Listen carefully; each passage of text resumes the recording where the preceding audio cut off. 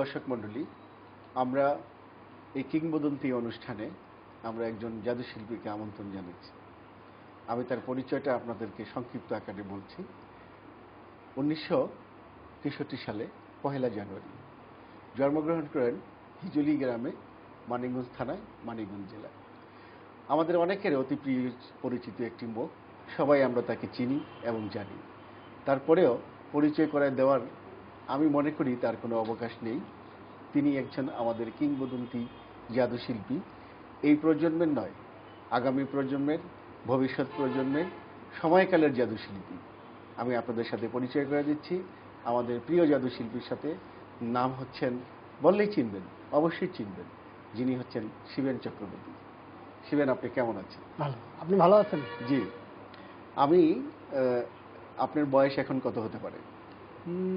Near about 50 over হয়ে গেছে মনে হয়। আপনি যদি এখন আমি আপনাকে সেই কালে নিয়ে যাই, মানে একেবারে 5 এবং 6 বছরের মধ্যে, আপনি সেই কথাগুলি কোনো কিছু মনে আছে কি আপনার? কিছু কিছু তো মনে থাকার কথা, মনে থাকার বিষয়টাই থাকতে পারে। তো আমি ওইখান থেকেই শুরু করি। আপনার যদি বলি যে আপনার স্কুল জীবনটা কোথায় শুরু হলো? স্কুল জীবনটা শুরু হয় আমার, আমি মত্ত, আমাদের পোস্ট অফিস ছিল মত্ত প্রাইমারি স্কুলে। ওখানে আমি প্রথম জীবনে আমি মেয়েদের স্কুলে, আমার বোনের হাত ধরে আমি মেয়েদের স্কুলে পড়াশোনা করতাম। মানে মেয়েদের স্কুল বলতে গার্লস স্কুল? হ্যাঁ, গার্লস স্কুলে। আপনার ছেলে হয়ে গার্লস স্কুলে? না, তারপরে দেখা গেলো কিছুদিন পর তখন আমি আমাদের ওখানে ছেলেদের প্রাইমারি স্কুলে, সেখানে ভর্তি হলাম। বয়স কত হতে পারে তখন? আমার বয়স কত, 7 বছর, 6-7 বছর হবে। এই বয়স থেকে আপনি লেখাপড়ার দিকে মনোযোগী হয়ে গেলেন। কিন্তু আমাদের যে বিষয়টা জানার খুব ইচ্ছা, আপনি এই জাদুর শিল্পীর সাথে বা জাদু প্রদর্শনীর সাথে, জাদু শিল্পর সাথে সম্পৃক্ততাটা কোন সময় থেকে শুরু হলো? সম্ভবত 1976 সনে প্রথম আমি স্কুলের এক বিচিত্রা অনুষ্ঠানে প্রথম আমি মঞ্চে দাঁড়াই। সেটা কি প্রাইমারি না হাই স্কুল? হাই স্কুলে। আচ্ছা। তারও আগে আমার মেজো ভাই সূর্যেন্দ্র চক্রবর্তী, সে ভালো ম্যাজিশিয়ান, প্রখ্যাত ম্যাজিশিয়ান, আপনারা চিনবেন। আরও একজন ম্যাজিশিয়ান ছিল, সে জাহিদ খান পাঠান। এরা একই সাথে ম্যাজিক ট্যাজিক করতো। তো আমি লুকিয়ে লুকিয়ে দেখতাম প্রথমে। লুকিয়ে দেখতাম? হ্যাঁ। ওরা যখন প্র্যাকটিস করতো দেখতাম, ওরা মঞ্চে পারফর্ম করতো। তো সেই থেকেই আমার এই কিউরিসিটি যে ম্যাজিক কেমনে কেমনে যেন জড়িয়ে গেলাম, ভালো লাগতো। তারপর এক সময় বন্ধু বান্ধব নিয়ে আমি গ্রামেও ওই মানে ম্যাজিক আপনি দেখতেন? হ্যাঁ, দেখতাম। শেখার আগ্রহটা লুকিয়ে লুকিয়ে পরবর্তী পর্যায়ে একদিন ধরা পড়ে গেলাম যে আমি আসলে ওই ম্যাজিকগুলো ফলো করছি এবং অনেক কিছু জেনে গেছি। আচ্ছা। মানে লুকিয়ে লুকিয়ে এইগুলো আর কি, গোপনীয়তাটা। তো পরবর্তী পর্যায়ে ওপেনলি আমার মেজো ভাই, সে তার তালিমে এবং তার হাতে আমার হাতে খড়ি, এবং দেখা গেল যে একসময় আমি আস্তে আস্তে জাদু শিল্পে চলে আসলাম। তো প্রথম জীবনে আমি ওই আমার কিছু বন্ধু বান্ধব ছিল, ওরাও যারা জাদুর সাথে খুব সম্পৃক্ত, তো একা একা ম্যাজিক করতে পারতাম না, ওদের সহযোগিতা নিতাম, নিয়ে ওই গ্রামেই ছোট পরিসরে মহল্লায় ওরা আমরা ছোট পরিসরে ম্যাজিক করতাম। তো পরবর্তী পর্যায়ে প্রথম মঞ্চে আমি দাঁড়াই। তো শিকারিপাড়ার TKM উচ্চ বিদ্যালয়ে আমি পড়াশোনা করি। ওই স্কুলে এক বিচিত্রা অনুষ্ঠানে, বার্ষিক বিচিত্রা অনুষ্ঠান, সেখানে আমি প্রথম মঞ্চে দাঁড়াই। এবং মঞ্চে দাঁড়ানোর পরে যে এটা পাই, ফিডব্যাকটা পাই, যে উৎসাহটা যে পাই, সেটা আসলে ভোলার না। সেখান থেকেই অনুপ্রেরণাটা আমার খুব প্রবল হয়ে গেল, বেশি কাজ করলো। এবং দর্শকদের সামনে, ওপেন স্টেজে দর্শকদের সামনে, এত দর্শকের সামনে। তখন কি আপনি পড়াশোনার মধ্যে ছিলেন? হ্যাঁ, আমি পড়াশোনা তখন স্কুলে পড়াশোনা করতাম। হ্যাঁ, রানিং।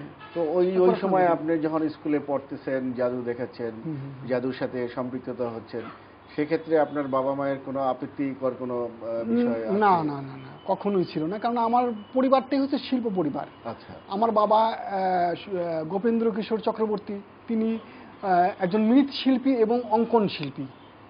তিনি ছবি আঁকতেন এবং মাটির তৈরি ছবি আঁকার সাথে কিন্তু জাদুর একটা ভালো হ্যাঁ সম্পর্ক আছে ছবি আঁকার সাথে। সেই ক্ষেত্রে এক কথায় বলতে পারি যে সেই ছবি আঁকার সুর ধরে আপনার বাবা সুর ধরে আস্তে আস্তে আমি আপনার জাদুটাকে আরো আগে এগিয়ে নিয়ে পরবর্তীতে দেখা গেল শুধু ছবি আঁকাই না, আমি কিন্তু আলোকচিত্রেও বেশ একটা জায়গা করে নিয়েছি বাংলাদেশে। আচ্ছা। সেক্ষেত্রে আমি 1988 সন থেকে টানা প্রায় 98 সন বা 2000 সন পর্যন্ত একটানা আমি ফটোগ্রাফি চর্চা করছি, এখনো করে যাচ্ছি। কিন্তু ওই সময় এই সময়টায় আপনি ম্যাজিকটাকে কি করলেন? মানে হ্যাঁ, পাশাপাশি ম্যাজিকও চলছে আমার, পাশাপাশি মঞ্চেও দাঁড়াতাম। আচ্ছা, ম্যাজিক নিয়ে কি আপনি তখনও ব্যস্ততার মধ্যে ছিলেন? হ্যাঁ হ্যাঁ, না ম্যাজিকটাকে প্রাধান্য না দিলেন না ম্যাজিকটা ফটোগ্রাফিটাকে আসলে প্রাধান্য? ব্যস্ততা ওইভাবে না, পড়াশোনা তো চালিয়ে যেতাম আমি, পাশাপাশি আলোকচিত্র এবং অঙ্কন শিল্প যেটা আমার পেশা, এটাও আমার। এই যে আপনি ম্যাজিক, তারপরে যে অঙ্কন চিত্র, তারপরে যে আলোকচিত্রের মধ্যে দিয়ে আপনি যখন এগিয়ে যাচ্ছিলেন, তখন আপনার সময়কালটা কতদিন হবে, মানে বয়সের সীমাবদ্ধতা কত? আমি কিন্তু খুব অল্প বয়সেই আমি চাকরি জীবনে চলে আসছি। আচ্ছা, হ্যাঁ। কেমন বয়স হতে পারে তখন? তখন আমার বয়স, আমি যখন ইন্টারমিডিয়েট পাস করি, পাস করার পরে একটা কাকতালীয় ভাবেই আমার একটা বিজ্ঞাপনী সংস্থায় হঠাৎ করে আমার চাকরি হয়ে যায়। আমি ডিজাইনার, অঙ্কন শিল্পী হিসেবে। তো আপনি সংসার জীবনটা এখানে কিভাবে আবার সাথে যোগ দিলেন? এটা কখন হলো? সংসার জীবনটা আমার 91 সনে সংসার জীবনে চলে আসি। মানে আপনার যে আমাদের যে বৌদি, তার সাথে আপনার সম্পর্কটা কিভাবে জড়াই গেল? মানে এটা কি প্রেমের কোনো বিষয় ছিল না? প্রেমের বিষয় না থাকলেও ভালো লাগার বিষয় একটা। আমরা একটা গোপন কথা জানি, আপনি যদি আপনি স্বীকার করবেন কিনা আমি জানি না, কখনো নাকি আপনি রাস্তার মধ্যে বেলি ফুলের মালা নিয়ে দাঁড়ায় থাকতেন গলায় পরে। তো এটা কি জোর করে বা ভালোবাসার কার্ডিসি ছিল কিনা? এটা একদম আমার মনে হয় না যে এটা একজন জাদু শিল্পীর জন্য খুব একটা সুখকর না। না, সুখকর না। কারণ হলো যে আমার জন্য হয়তো অনেকেই বেলি ফুলের মালা নিয়ে অপেক্ষা করছে, এটাই স্বাভাবিক। কিন্তু একজন শিল্পী বা একজন ম্যাজিশিয়ান, একজন হওয়ার পরে তার মনে হয় না যে বেলি ফুলের মালা নিয়ে কারোর পিছনে ঘুরতে হতো। কিন্তু আপনার জন্য থাকতো, এটা ঠিক আছে। হয়তো শুনেছি, হতে পারে আমাদের জানার মধ্যে অনেক ভুল থাকতে পারে। আমরা যেমন শুনেছি আপনি দাঁড়ায় থাকতেন, এখন আমরা আপনার কাছে শুনলাম যে বৌদি দাঁড়ায় থাকতো, আপনি সেটা লুফে নেওয়ার জন্য। আপনাকে আমি আরেকটা জায়গায় করতে চাই। আপনার সময়কালীনই, মানে আপনি যখন থেকে এটা শুরু করলেন ম্যাজিকটাকে জায়গাতে, মানে উৎসাহ উদ্বোধনের মাধ্যমে যখন আপনি জাদু শুরু করেন, সেই সময় আপনার বন্ধুরা ছিল, আপনার ক্লাসমেট বলেন, আপনার আত্মীয় স্বজনের যে বিষয়টা থাকে, সেখানকার সময়ের যে জাদু শিল্পীরা থাকে, ওই সমাজটাকে ঘিরে, মানে ওই তিনটি বিষয়ের মধ্যে আপনার সম্বন্ধে যদি একটু এই সার্কেলটা যদি আমাদেরকে একটু বলেন। না, সে সময় আমার বন্ধু বান্ধব যারা, তারা খুবই এনজয় করতো, এটা একটা ব্যাপার, খুব ভালো লাগতো তাদের, এবং তারা খুবই উৎসাহ যোগাইতো। তারাও খুব অবাক হতো যে আমি কিভাবে পরবর্তী পর্যায়ে ম্যাজিশিয়ান বন্ধুরা যখন ওখানে, তো আমি যখন আমার সমসাময়িক যারা টুকটাক ম্যাজিক করতো, তারা আস্তে আস্তে ওরা পরবর্তী পর্যায়ে ম্যাজিকের মধ্যে আর আসেনি, মানে না ওখানে। কিন্তু যখন আমি মোটামুটি একটা অবস্থানে চলে আসলাম, যে সবাই মোটামুটি আমাকে চেনে, এরকম মনে হয় একটা পরিবেশে যখন চলে আসলাম, পরবর্তীতে আমি ঢাকায় চলে আসলাম। ঢাকায় চলে আসার পরে হলো কি, বড় বড় অনেক ম্যাজিশিয়ানের সাথে আমার পরিচয় হলো, সম্পর্ক দাঁড়িয়ে গেল। তো তন্মধ্যে আমার খুব ইচ্ছে করতো একসময়, ওই সময় হারুন ভাই, এম আর হারুন ভাই ম্যাজিশিয়ান, খুব আপনারা জানেন, খুব প্রচণ্ড জনপ্রিয় একজন ম্যাজিশিয়ান ছিলেন। তো আমি যে প্রতিষ্ঠানে বিজ্ঞাপনী সংস্থায় চাকরি করতাম, ওখানে আমি ডিজাইনার ছিলাম। তো উনি প্রায়ই আসতেন ওখানে। আসার পর তার আগে আমি ওনার নাম শুনতাম এবং ওনার সম্পর্কে বিশাল একটা ধারণা আমার ছিল। যখন হঠাৎ করে ওনাকে দেখলাম যে আমার প্রতিষ্ঠানে উনি আসছেন একটা বিজ্ঞাপন করার জন্য, অনেক আগে থেকে বিজ্ঞাপন করেন, আমার প্রতিষ্ঠানে বিজ্ঞাপন করেন। তো আসার পরে আমার খুব কৌতূহল জাগতো যে এই লোকটার সাথে আমি কিভাবে সম্পর্ক গড়ে তুলি, কিভাবে ওনার সাথে আমার পরিচয়টা হবে, এরকম ধরনের একটা ব্যাপার। আমি বেশ কয়েকদিন ওনার সাথে ট্রাই করছি কথা বলার জন্য, তো বিজ্ঞাপনের প্রয়োজনে আমার সাথে উনি কথা বলতেন। ওনার যা ছিল চাহিদা অনুযায়ী আমি সেই চাহিদা অনুযায়ী আমি ওনাকে দিতাম বিজ্ঞাপনের ডিজাইন করে। কিন্তু জাদু শিল্পটা, যে আমি যে জাদু শিল্পটাকে ভালোবাসি এবং জাদু শিল্পের সাথে সম্পৃক্ত আছি, এই কথাটা ওনাকে আমি ঠিক মানে বলতে পারতাম না। বুঝানোর কোনো কায়দা মানে সুযোগ আসে নাই। আপনি কি এর পাশাপাশি আরো আমাদের দেশের অনেক বিখ্যাত অনেক নামি দামি জাদু শিল্পী, আমরা অনেক আগেই তাদেরকে আমরা হারিয়ে ফেলছি, অনেকেই যারা প্রয়াত হয়ে গিয়েছেন, ওই সব ম্যাজিশিয়ানদের সম্বন্ধে আপনার কোনো ধারণা বা কোনো আইডিয়া, তাদের সাথে আপনার সম্পর্কটা? সম্পর্ক সবার সাথে মোটামুটি ভালো ছিল আমার। এরকম হ্যাঁ, মনি ভাই তো আমাকে যথেষ্ট ভালোবাসতেন। আর আব্বাস ভাই আছিলেন, আব্বাস ভাই, তার জুয়েলদা তো আসেনি, ওনার সাথে এমনিতেও আমাদের খুব হৃদ্যতাপূর্ণ সম্পর্ক দীর্ঘদিনের। তারপরে ওই সময় আমার সাথে জামান ভাই, আমাদের জামান ভাই ছিল, উনিও খুব করতেন। তো এইভাবে করতে করতে হঠাৎ করে কে যেন আমাকে বললো একদম যে জাদুকর পরিষদ নামে একটা পরিষদ আছে, এখানে গেলে তো অনেকের সাথে আমার পরিচয় হবে এবং এই প্রতিষ্ঠানে মেম্বার হওয়াটা খুব আমার জরুরি। এটা খুবই স্বাভাবিক। হ্যাঁ, এই স্বাভাবিক। তখন আমাকে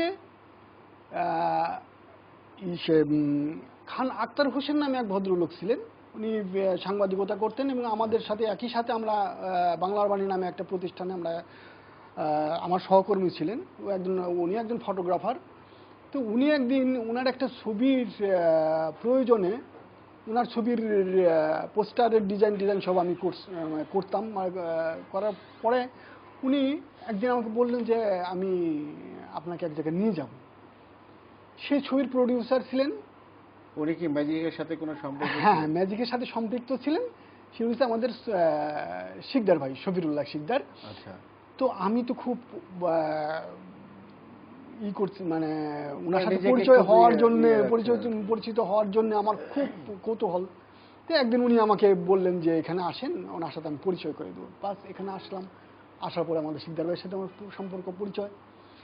সেটা সম্ভবত তারপরে থেকে আপনি সাংগঠনিকভাবে জড়ায় গেলেন বিভিন্ন জায়গা থেকে। 86-87 সন হবে, মানে কাজ করা তখন থেকে শিকদার ভাইয়ের সাথে আমার একটা হৃদ্রতাপূর্ণ সম্পর্ক এবং ওনার সহযোগিতা। আপনি তার সাথে সাংগঠনিকভাবে জাদুকর পরিষদের সাথে সম্পৃক্ত ছিলাম বা এখনো আছি। শিকদার ভাইয়ের সাথে আমার দীর্ঘদিনের একটা হৃদ্রতাপূর্ণ সম্পর্ক। আমি যদি এখান থেকে আপনাকে আমি আরেকটা জায়গায় এখন নিয়ে যেতে চাই, সেটা হচ্ছে যে আপনার এই যে বিয়ে, আপনি যে বিয়ে করলেন সেটা কত সালে করলেন? এটা 1991 সালে। 91 সালে। এই 91 সালে বিবাহিত জীবনে আপনি আবদ্ধ হয়ে গেলেন। শুরু। তারপরে আপনি যে ম্যাজিক করলেন সেই সময়টা যদি বলেন, যে একদিকে আপনার নবাগত স্ত্রী, তারপরে সংসার জীবন, তারপরে ইত্যাদি, সেই ক্ষেত্রে আপনার মানে অনুপ্রেরণা, মানে ঘরে থেকে আপনার অনুপ্রেরণা অথবা বাধা দুইটাই সমান হতে পারে। কোনো কোনো স্ত্রী হয়তো বা দেখা গেছে যে শিল্পটাকে উৎসাহ দেওয়ার জন্য তাকে সহযোগিতা করে, আবার কেউ এটার বিপরীতও চিন্তা করে। আপনার ক্ষেত্রে কোনটা? না, এটা আমার ক্ষেত্রে পজিটিভ। সে সবসময় আমাকে সহযোগিতা করছে এবং বিভিন্ন সময় টেলিভিশনে আমার মানে সহকর্মী হিসেবেও সে, সহযোগী হিসেবেও সে কাজ করছে। আমরা ধরে নিতে পারি যে জাদু শিল্পী হিসেবে। পরবর্তী পর্যায়ে হচ্ছে কি যে কাজের বা সংসারেরও সে চাপে হয়তো অতটা সময় আমাকে দিতে পারে নাই এই দিক থেকে মঞ্চে। তো সে সবসময় আমাকে সহযোগিতা করে আসছে। আপনাকে আমি আরেকটা প্রশ্নে নিয়ে যাই, যে বিদেশে কোন কোন দেশে আপনি জাদু দেখেছেন? বিদেশের মধ্যে আমি তো ভারতে জাদু দেখিয়েছি বিভিন্ন সময়ে। এছাড়াও মালয়েশিয়া, ইন্দোনেশিয়া, একটা কথা বলতে আমি ভুলে গেলাম, মালয়েশিয়া এবং ইন্দোনেশিয়া, ওই সমস্ত জায়গায় যাওয়ার পিছনে আমার অন্য একটা কারণ আমাকে যেতে হয়েছিল। সে হচ্ছে 89-এ আমি একটা আন্তর্জাতিক, খুব বড় ধরনের একটা আন্তর্জাতিক পুরস্কার পাই। সে আসিয়ান ইন্টারন্যাশনাল অ্যাওয়ার্ড নামে সেখানে একটা অ্যাওয়ার্ড আমার ছিল। সে সাবকন্টিনেন্টে, এটা এর আগেও কখনো আসেনি। পরবর্তী পর্যায়ে যে এত বছর চলে গেল, এখন পর্যন্ত আমাদের এই সাবকন্টিনেন্টে এই প্রাইজটা আসেনি। তো ওই সময় আমরা সৌভাগ্যবশত আমরা বাংলাদেশ থেকে 3টা পুরস্কারের মধ্যে 2টা পুরস্কারই আমার বাংলাদেশ থেকে আমরা পাই। তার মধ্যে আমি একজন ছিলাম, আরেকজন ছিল স্বপন সাহা নামে ভদ্রলোক, খুব নামকরা একজন ফটোগ্রাফার। তো ওই সুবাদে আমি ওই মালয়েশিয়া, ইন্দোনেশিয়া, বেশ কয়েকটা দেশ ভ্রমণের সফরের একটা সুযোগ আছে আমার, এবং সম্পূর্ণ অর্থনৈতিকভাবে, এবং এগুলো ওরাই বেয়ার করে। ম্যাজিক করেছেন? হ্যাঁ, যাদের প্রদর্শনী ওই সময়ে ওই সমস্ত দেশে যখন যাই আমি, তখন আমার বায়োডাটার মধ্যে আমার সে মধ্যে পায় যে আমি একজন জাদু শিল্পী, যে অঙ্কন শিল্পী বিভিন্ন সময়ে। তখন ওরা আমাকে বিভিন্ন সময়ে বিভিন্ন অনুষ্ঠানে, ওখানে যতদিন আমি ছিলাম প্রায় দিনই আমাকে জাদু দেখাতে আপনি হতো। ওখানে যে জাদুটা ডিসপ্লে করলেন, হ্যাঁ, আপনি হ্যাঁ। একজন বাঙালি জাদুকর, ওরা নন বেঙ্গলি, তো ওরা আপনার জাদুটাকে কিভাবে উপভোগ আসলে করলেন? জাদুর তো কোনো ভাষার প্রয়োজন পড়ে না। হ্যাঁ, তো ওরা ইংরেজিও তেমন একটা ভালো বোঝে না। তো যেহেতু জাদুর কোনো ভাষা, এটা সার্বজনীন একটা ভাষা, তো এটাতে কোনো সমস্যা হয়নি, হওয়ার কথাও না। রিসিপ্টটা হলো কি? হ্যাঁ, সেটা প্রচণ্ড রিসিভ, এবং এটা ওই সময় বিভিন্ন দেশে, বিশেষ করে মালয়েশিয়াতে বিভিন্ন পত্রিকাতে আমার ইন্টারভিউ গেছে। আচ্ছা, এবং বিশাল আপনি হ্যাপি? এক কথায় বলা যেতে পারে যে আমি ওইখানে করে নিজেকে অনেকটা খুব হ্যাপি ইয়ে করতে পেরেছি। শিবেন, মানে আপনাকে তো আমরা শুধু গল্পেতেই ব্যস্ত রাখতে চাই না, আপনার স্মৃতিময় কিছু জাদু আমরা অনেক আগেই রেকর্ড করে রেখেছি, সেটার একটি অংশ আপনাকে দেখ।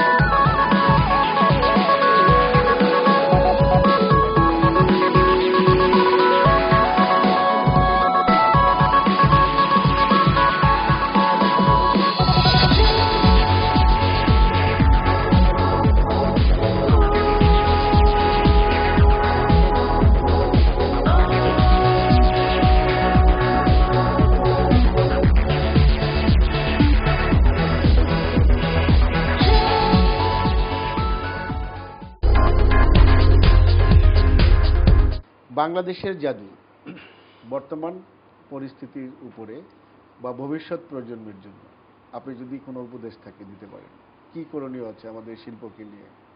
আসলে এই শিল্পটা আমরা তো জানি, এবং জানে ওয়ার্ল্ডের সবাই জানে যে বাংলাদেশ একটা জাদুর দেশ, এবং প্রাচীনতম জাদুর দেশ হিসেবে বাংলাদেশটা, আমাদের দেশটা পরিচিত সবার কাছে। সেক্ষেত্রে আগে যেভাবে জাদুর প্রাধান্য আমাদের দেশে ছিল, একসময় একটা এর ভাটা পড়ে যায় বিভিন্ন কারণে।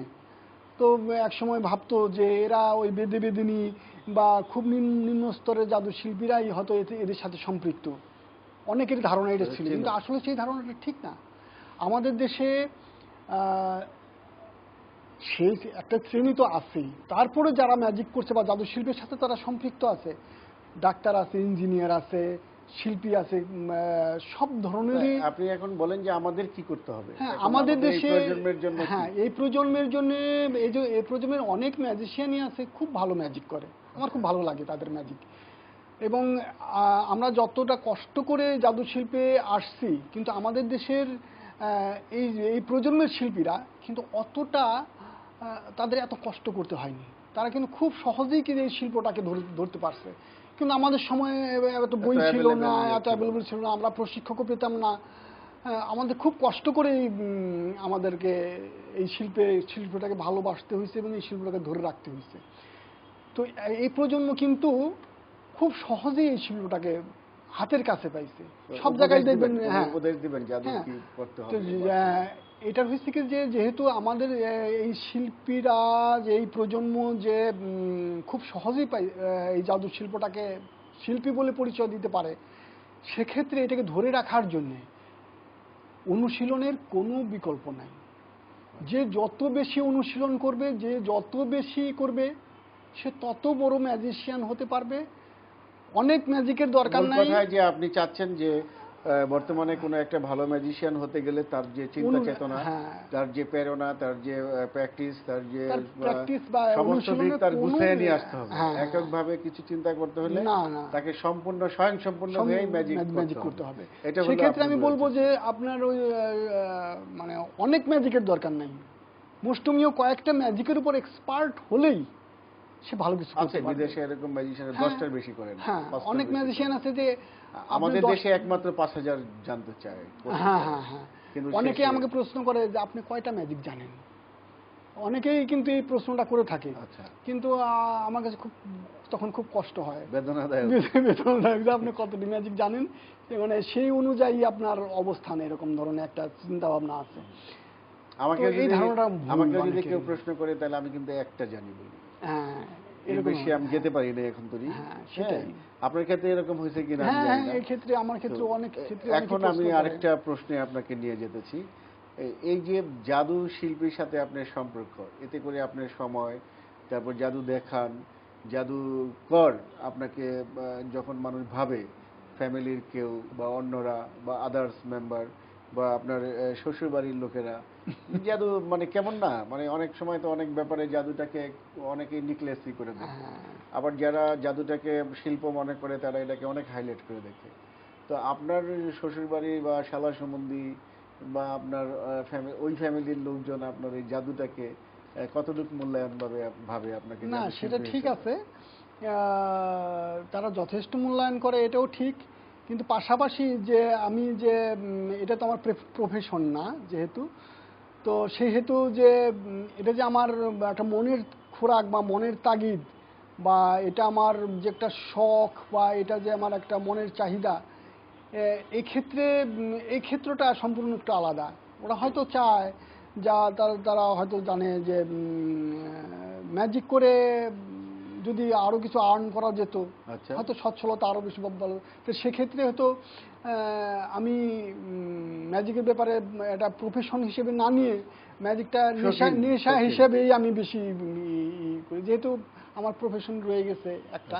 সেক্ষেত্রে পুরোপুরি সময়টা আমি এভাবে দিতে পারি না বা দিও না, কিন্তু আমি মনে করি যে প্রচুর সময় আমি ম্যাজিকে দিই। আপনাকে আমি আরেকটা জায়গায় নিয়ে যেতে চাই। আপনার যদি কোনো ভালো লাগার বিষয় থাকে, সেটা জাদুর ক্ষেত্রে হতে পারে, অন্য বিষয়ের ক্ষেত্রে হতে পারে, কোন বিষয়টার উপরে আপনি ভালো লাগার বিষয়টাকে উপলব্ধি করতে চান? ভালো লাগার বিষয় তো আসলে অনেক ব্যাপারই থাকতে পারে। যেমন ভালো লাগা, আমরা একটু শুনি, যে কোনো একটা শুনি। ভালো লাগার বিষয় যেটা, সেটা হলো কি, যখন নাকি আমি মঞ্চে পারফর্ম করি, যখন ইসের থেকে যে আমার রিসিপ্টটা আসে, যে আমার কি বলে, দর্শকের প্রতিক্রিয়াটা, দর্শক যখন পুরোপুরি আনন্দ পায়, তখন ওই মুহূর্তটাই সবচেয়ে বড় মুহূর্ত এবং আনন্দদায়ক একটা মুহূর্ত হয়, এই একটা ব্যাপার। আর যেহেতু আমি ফটোগ্রাফির সাথে সম্পৃক্ত, যেহেতু আমি অঙ্কন শিল্পের সাথে সম্পৃক্ত, আপনি তো গ্রাফিকও কাজ করেন। হ্যাঁ, গ্রাফিক্স ডিজাইনার হিসেবে এটি আমার প্রফেশন। যেহেতু অঙ্কন শিল্পের সাথে যে ফটোগ্রাফির সাথে সম্পৃক্ত, সেহেতু যখন নাকি আমার একটা ছবি প্রশংসিত হয় এবং বড় ধরনের কোনো পুরস্কার পায়, ওই মুহূর্তটা আমার জন্য খুব খুব ইয়ে থাকে। সেটাই আনন্দ। আরেকটা জায়গায় আমি আপনাকে নিয়ে যাই আবার, আপনার জীবনের প্রিয় অপ্রিয় কোনো ঘটনা আছে কিনা? প্রিয় ঘটনা, যখন আমি ফটোগ্রাফিতে আন্তর্জাতিক সম্মান পাই, মানে এত বড় একটা ধরনের যে একটা পুরস্কার পাই, ওই যে ছোট্ট একটা মুহূর্ত আমার, যখন আমি প্রথম শুনি যে আমি এত বড় একটা অ্যাওয়ার্ড আমি পাই, আমার ভাগ্যে আসছে, তখন ওই মুহূর্তটা আমার জন্য একটা বিশাল একটা স্মরণীয় মুহূর্ত। আর আমার সবচেয়ে কষ্টের মুহূর্ত যেটা ছিল, যখন নাকি আমি শুনি আমার মা মারা গেছেন, ওই মুহূর্তটা, বা আমার বাবা মারা গেছেন, তারা নাই, ওই মুহূর্তটা, মানে শোনার যে মুহূর্তটা, ওইটা সবচেয়ে আমার বেদনাদায়ক একটা মুহূর্ত ছিল। সবার ক্ষেত্রে হ্যাঁ, সেটাই আমার, এই মুহূর্তটা আমার জন্য খুব কাঁদায়। ব্যক্তিগত জীবনে আপনার অবস্থান কি? ব্যক্তিগত জীবনে আমার অবস্থান, আমি বলবো না আমার অবস্থান খুব ভালো, তবে চলে যাচ্ছে আর কি। সবার ভালোবাসা নিয়ে। কয় ছেলে মেয়ে? আমার ছেলে মেয়ের মধ্যে হলো আমার একটা ছেলে এবং একটা মেয়ে। মেয়েটা এবার ইন্টারমিডিয়েট সেকেন্ড ইয়ারে পড়ে, আর ছেলেটা ক্লাস 5-এ পড়ে, পরীক্ষা দিচ্ছে। মানে এটাই তো ফিনিশ না? হ্যাঁ, এই আর কি, এই নিয়ে আমার সংসার আর কি। দেশের বাহিরে আপনার সময় এমন কোনো সময় কেটেছে, বিদেশে কোনো দিন অবস্থান করেছেন দীর্ঘদিন, বা সময়কাল, এরকম কোনো বিষয় আছে? না, তেমন একটা আমি বিদেশে গিয়ে একবার, যখন আমি যে বললাম, আমি কিছুক্ষণ আগে যে কথাটা বললাম, যখন আমি আন্তর্জাতিক পুরস্কারটা পাওয়ার পর, পুরস্কারটা আনার জন্যে যখন আমার কয়েকটা দেশ ভ্রমণ করতে হয়েছে, ওই পুরস্কারের মধ্যে দেশ ভ্রমণের একটা ব্যাপার ছিল। যেহেতু অর্গানাইজার যারা ছিলেন 7টা দেশ মিলিয়ে, আসিয়ান দেশ, মানে এটা একটা এক ধরনের সম্মেলনের কনফারেন্স, তখন আমি ওই দেশগুলো ভ্রমণ করছি, করার পরে তারা সবকিছু আমার থাকা খাওয়ার থেকে শুরু করে, আমার হাতের খরচ থেকে শুরু করে, আমি যে ফটোগ্রাফি করতাম সেই খরচটা পর্যন্ত তারা বেয়ার করছে। আমি যদি আপনাকে আরেকটা প্রশ্নে এখন নিয়ে যেতে চাই, জাদু এখন আপনি কি করবেন? এখন থেকে আপনার জাদুর চিন্তাটা কি? এখন থেকে জাদুর চর্চাটাই আমার সবচেয়ে বড় চিন্তা, যে জাদুকে কিভাবে আগামীতে আরও বেশি কিছু জাদু দেওয়া যায়, সেটা একটা ব্যাপার। এটা আমার জন্য বিশাল একটা চিন্তার কারণ আর কি, যে আরও কিছু যদি, স্বামী বিবেকানন্দ বলছেন যে জগতে যখন এসেছিস একটা দাগ রেখে যা। মানে আমরা কি আমি কি দাগ রেখে গেলাম? হ্যাঁ, এখন কথা হচ্ছে, যাতে আমি মনে করি যে সমগ্র জাদু শিল্প এবং জাদু শিল্পীরা যেন আমাকে অন্তত তাদের মনের একটা জায়গায় যেন আমি একটা জায়গা করে নিতে পারি, এটাই আমার সবচেয়ে বড় পাওয়া। আমার ভালোবাসা চাওয়া, মানে তাদের ভালোবাসা পাওয়া ছাড়া আর কোনো কিছু আমার চাওয়া নেই। আপনাকে অসংখ্য ধন্যবাদ শিবেন চক্রবর্তী, আপনার অনেক না জানা কথা আমরা জানলাম। প্রিয় দর্শক, আমাদের কিংবদন্তির সাথে অনেক আলাপ হলো, জানা অজানা অনেক কথা আমরা জানতে পারলাম। প্রিয় দর্শক, আমরা এই কিংবদন্তি জাদুশিল্পী শিবেনের অতি প্রিয়, মানে অতি ভালোবাসা, অতি অসাম্প্রদায়িক সংগঠনের কাজ, আমরা এগুলো আমরা মনে রাখবো, এবং আমরা আমাদের আর্কাইভে এগুলো আমাদের চিরস্থায়ী হয়ে লিপিবদ্ধ থাকবে। এবং আমরা সকল জাদুশিল্পীদের পক্ষ থেকে আমরা এই কিংবদন্তি জাদুশিল্পী শিবেনকে আমাদের এই মঞ্চ থেকে আন্তরিক অভিনন্দন এবং ধন্যবাদ, এবং অন্তঃস্থ থেকে শিবেন আপনাকে আবারও ধন্যবাদ। আপনি ভালো থাকুন, সুস্থ থাকুন, এই কামনায় আমরা প্রত্যাশা করছি।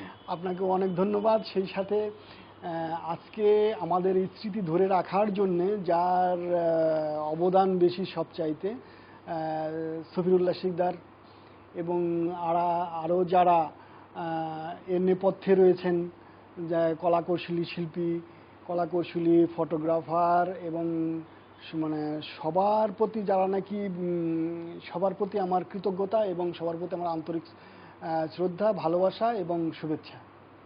ধন্যবাদ আপনাকে। ধন্যবাদ।